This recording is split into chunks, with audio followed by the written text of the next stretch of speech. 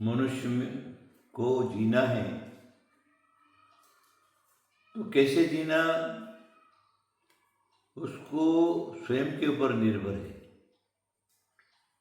एक शांतिपूर्वक भी जी सकता है, एक अशांतिपूर्वक भी जी सकता है, एक संकल्पपूर्वक भी जी सकता है, एक असंकल्प रहित भी जी सकता है, एक टेंशन पूर्वक जी सकता है, एक टेंशन बिना भी जी सकता है। उसके स्वयं के हाथ में है कि मेरे को कैसे जीना है। ये बात तो पक्की है, आपको अपनी जिंदगी तो निकालना है। जिंदगी हम चाहे सुख रूप में निकाले चाहे दुख रूप में निकाले, जिंदगी तो अवश्य निकालना है। बहुत से लोग इस प्रकार के हैं हिम्मत बिगड़ के, तो जरा सा भी कोई टेंशन आया तो उनकी धैर्य टूट जाता है, हिम्मत टूट जाती है, फिर वो आत्महत्या कर लेते। कोई फांसी लगा देता है, कोई पानी में डूब करके मर जाता है,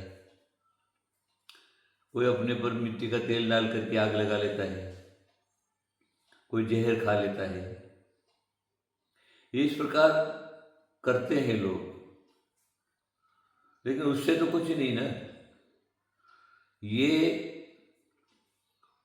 संसार के अंदर इतने जीव हैं, उन जीवों में सर्वश्रेष्ठ मानव पर्याय है मनुष्य का मन है, और कई जन्मों का पुण्य जो है उससे मनुष्य जन्म मिलता है। ये मनुष्य जन्म मिलने के बाद तुमने पूर्व में जैसे कर्म किए हैं, किसी को सुख पहुंचाए तो आप भी सुखी होंगे, किसी को दुख पहुंचाए तो आप भी दुखी होंगे। जैसी करनी वैसी भरनी, ध्यान में रखिए इस बात को। इसलिए सुख और दुख, पुण्य और पाप ये तुम्हारे साथ में है।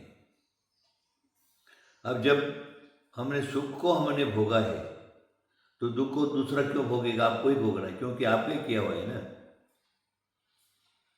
कष्टों को आपको ही सहन करना है, क्योंकि कष्टों में सहन करने का काम ही आपने किया है। वैसा अशांति रूप में भी आप ही को जीना है। आपने दूसरे को अशांत किया है, दुख पहुंचाया है, उसके कारण अशांत उसमें भी हुए और अभी भी अशांत रूप में भी कर रहे। अब तुमने बीज बोया है तो फल तुमको खाना है। अब ये सोचना है कि अगर तुमने बीच में ही इन दुखों से घबरा करके, कष्टों से घबरा करके, थोड़ा सा टेंशन से ये मनुष्य पर्याय, अमूल्य मनुष्य पर्याय को तुमने विष खा करके या जल में डाल करके या कैसे भी करके आत्महत्या कर ली, तो मनुष्य पर्याय तो गई तुम्हारे हाथ से वर्तमान में। लेकिन ऐसा नीतिकारों ने धर्मशास्त्र में कहा जो एक बार आत्महत्या करता है, करने की बात छोड़ दो, अगर भाव भी बनाता तो 7 भवों तक उसको आत्महत्या करना पड़ता है। 7 भवों तक आत्महत्या करना पड़ता है। और आत्महत्या करने वाले के जीव सरलता से नहीं निकलता, बहुत कष्टता से निकलता है। इसलिए आत्महत्या क्यों करना? हम अपने जीवन को शांतिमय जीना चाहते हैं, करना चाहते हैं, तो वैसे ही काम करो, वैसा ही मार्ग अपनाओ, उसी रास्ते पर चलो। अब रास्ते पर जा रहे हैं तो कांटे कंटीले पत्थर कंकड़ ये तो रहेंगे और अच्छा मार्ग भी मिलेगा। अच्छा मार्ग पर चलने के लिए कांटे कंटोले के ऊपर जाना परम आवश्यक है। उसे क्या घबराना, उससे क्या डरना। इसलिए अच्छे मार्ग में जाने के लिए पहले जो आने वाले कष्ट वगैरह जीवन में है उसको सहन करो, शांतिपूर्वक निकालो, तो अच्छा मार्ग तुमको मिल जाएगा। फिर तुम्हारे जीवन में कभी कांटे कंटीले पत्थर कंकर वगैरह नहीं आएंगे, पाँव में चुभने से का कुछ भी नहीं होगा।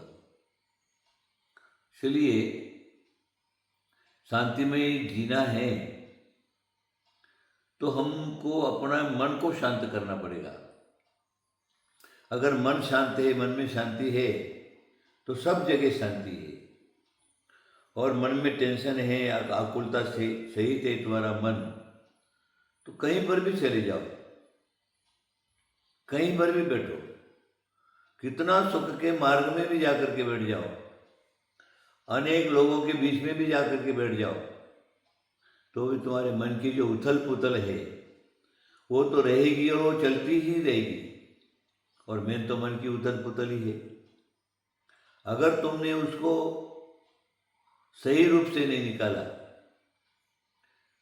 तो वैसा वातावरण निर्माण करो, वैसे वातावरण में रहो जहां तुमको शांति मिले। शांति का मार्ग हम अवश्य अपनाएंगे, उसी मार्ग पर चलेंगे। उसके लिए जो जो उपाय है वो सारा का सारा हमको करना है। आखिर वो शांति है कहाँ? दुनिया ढूंढ रही शांति, शांति, शांति, शांति, दुनिया ढूंढ रही। बड़े बड़े साधु संत तपस्वी, जो भी फकीर मौलवी, जो लोग भी हैं, जिन्होंने घर बार छोड़ करके, कुटुंब परिवार छोड़ करके और एक साधु का वेश धारण किया, एक फकीर का वेश धारण किया है, तो शांति पाने के लिए। अगर वो वेश धारण करने के बाद भी तुम्हारे मन के अंदर विषय कसाय आदि आदि की जो क्रोध मान माया लोभ आदि की जो उसका मार्ग है, वो उस मार्ग में तुम्हारा जाना है, तो फिर तुम्हारा वेश धारण करना आदि बहुत से लोग मंदिर में, बहुत से लोग मस्जिद में, बहुत से लोग कहीं पर भी जाते, करे, करने की कोई मना नहीं है। लेकिन अपने मन को साफ करके, मन रूपी दर्पण है उसको साफ करके, सुथरा करके, एकदम पोंछ करके साफ, जिसमें तुम्हारा चेहरा अच्छी तरह से दिख जाए, तुम्हारे अंदर रहने वाली शांति जो है वो अपने आप उसके अंदर दिख जाए, उस प्रकार के मन को साफ करके और फिर हम धर्म कार्य करें, धर्मात्मा बने, भगवान का भजन करें, ईश्वर का नाम लेवें, पूजा करें, अर्चना करें, अनुष्ठान करें, साधना करें, तो वो साधना का अवश्य फल मिलेगा तुमको। ज़्यादा कहने की कोई आवश्यकता नहीं है। वो शांति बाहर मत ढूंढो, तुम अपने अंदर उस शांति को ढूंढो और तुम्हारा मन शांत हुआ, अपने अंदर रहने वाली शांति तुमको मिलेगी। अवश्य ही मेरी बात को समझेंगे। आशीर्वाद, आशीर्वाद, आशीर्वाद।